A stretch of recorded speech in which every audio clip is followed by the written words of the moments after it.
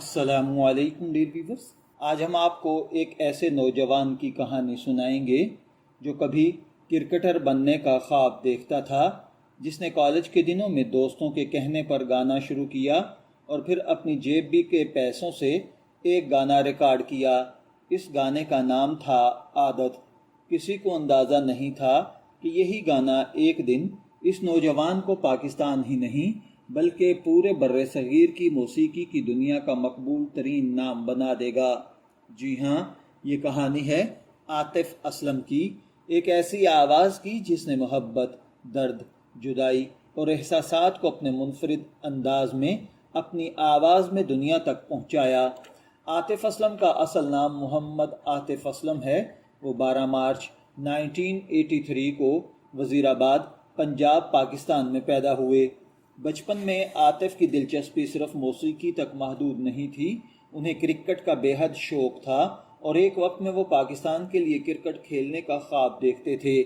ان کی تعلیم لاہور اور راولپنڈی میں ہوئی۔ بعد میں انہوں نے کمپیوٹر سائنس کی تعلیم بھی حاصل کی، لیکن قسمت نے ان کے لیے ایک بالکل مختلف راستہ منتخب کر رکھا تھا۔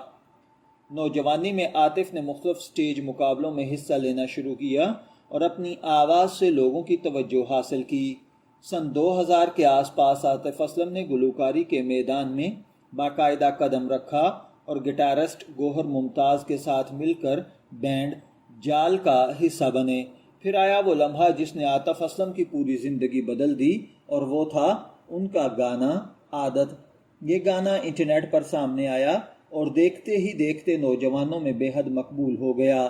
عاطف کی آواز میں موجود درد، ان کا منفرد انداز لوگوں کے دلوں میں اتر گیا۔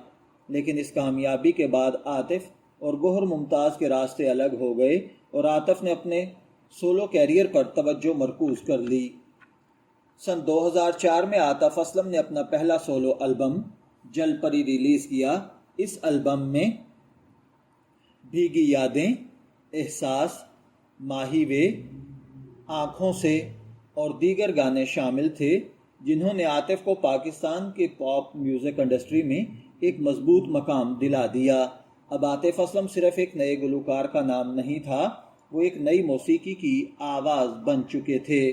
عاطف اسلم کی آواز کی شہرت پاکستان کی سرحدوں تک محدود نہ رہی۔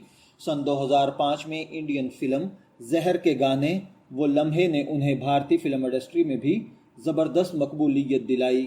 اس کے بعد انہوں نے دوسری فلموں کے گانوں میں بھی مزید کام کیا اور ان سے یہ شہرت کی بلندیوں پر پہنچ گئے۔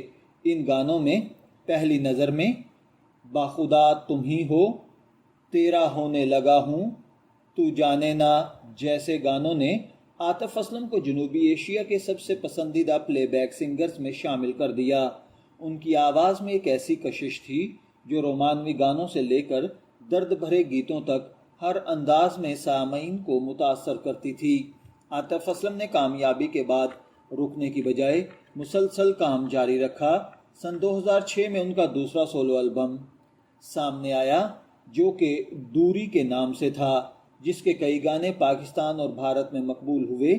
اس کے بعد 2008 میں ان کا تیسرا البم میری کہانی ریلیز ہوا۔ یہ وہ دور تھا جب عاطف اسلم ایک نوجوان گلوکار سے تبدیل ہو کر ایک بڑے میوزیکل سٹار بن چکے تھے۔ عاطف اسلم کی کامیابی صرف میوزک چارٹس تک محدود نہیں رہی۔ 2008 میں حکومت پاکستان نے انہیں تمغہ امتیاز سے نوازا۔ یہ پاکستان کا ایک اہم سول اعزاز ہے۔ ایک ایسے نوجوان کے لیے جس نے کبھی محدود وسائل کے ساتھ گانے کی شروعات کی تھی، یہ کامیابی انتہائی اہم سنگ میل تھی۔ عاطف اسلم نے کوک اسٹوڈیو پاکستان میں بھی اپنی آواز کا جادو دکھایا۔ خاص طور پر تاجدار حرم کی ان کی پیشکش نے دنیا بھر میں بے حد مقبولیت حاصل کی۔ بعد میں وہی خدا ہے اور دیگر پرفارمنسز نے بھی ثابت کیا کہ عاطف صرف پاپ اور رومانوی گانوں تک محدود نہیں بلکہ صوفیانہ اور روحانی موسیقی کو بھی اپنی منفرد آواز میں پیش کر سکتے ہیں۔ عاطف اسلم نے صرف گلوکاری ہی نہیں کی بلکہ ایکٹنگ میں بھی قدم رکھا۔ 2011 میں انہوں نے پاکستانی فلم بول میں اداکاری کی۔ اس فلم میں ان کے ساتھ ماہرہ خان سمیت دیگر فنکار بھی موجود تھے۔ بعد میں انہوں نے ٹیلی ویژن پر بھی کام کیا اور سنگ ماہ کے ذریعے ڈرامہ انڈسٹری میں نظر آئے۔ عاطف اسلم کی کامیابی کی ایک بڑی وجہ ان کی منفرد آواز ہے۔ ان کی آواز میں ایک طرف طاقت ہے تو دوسری طرف درد اور نرمی بھی محسوس ہوتی ہے۔ یہی وجہ ہے کہ جب وہ محبت کا گانا گاتے ہیں تو سننے والا خود کو اس کہانی کا حصہ محسوس کرتا ہے، اور جب وہ کوئی درد بھرا گانا گاتے ہیں تو الفاظ دل کو چھو جاتے ہیں۔ ان کا میوزیکل انداز پاپ، راک، صوفی اور فلمی موسیقی کے مختلف رنگوں سے جڑا ہوا ہے۔ عاطف اسلم کی زندگی ہمیں یہ سبق دیتی ہے کہ کامیابی ہمیشہ ایک سیدھی لائن میں نہیں آتی۔ ایک وقت تھا جب وہ کرکٹ میں اپنا مستقبل تلاش کر رہے تھے، پھر موسیقی ان کی زندگی میں آئی، ایک گانا عادت ان کی پہچان بن گیا۔ اس کے بعد مشکلات، اختلافات اور نئے تجربات کے باوجود انہوں نے اپنا سفر جاری رکھا، اور یہی مسلسل محنت انہیں پاکستان کے مقبول ترین گلوکاروں میں لے گئی۔ آج عاطف اسلم پاکستان کے ان فنکاروں میں شمار ہوتے ہیں جن کی آواز پاکستان سے نکل کر دنیا بھر میں سنی جاتی ہے۔ وہ کئی سالوں سے میوزک انڈسٹری میں فعال ہیں۔ ان کا نام پاکستانی پاپ میوزک کے کامیاب ترین فنکاروں میں لیا جاتا ہے۔ ان کے مداح انہیں صرف ایک گلوکار نہیں بلکہ اپنی یادوں اور جذبات کی آواز سمجھتے ہیں۔ عاطف اسلم کی کہانی ہمیں یہ سبق دیتی ہے کہ کبھی کبھی زندگی کا اصل مقصد وہ نہیں ہوتا جو ہم بچپن میں سوچتے ہیں۔ ایک نوجوان کرکٹر بننے کا خواب دیکھ رہا تھا، لیکن قسمت نے اس کے ہاتھ میں بیٹ کی بجائے مائک تھما دیا، اور پھر اس مائک سے نکلنے والی آواز نے لاکھوں دلوں کو چھو لیا۔ عاطف اسلم کا سفر عادت سے شروع ہوا، لیکن یہ سفر آج بھی جاری ہے۔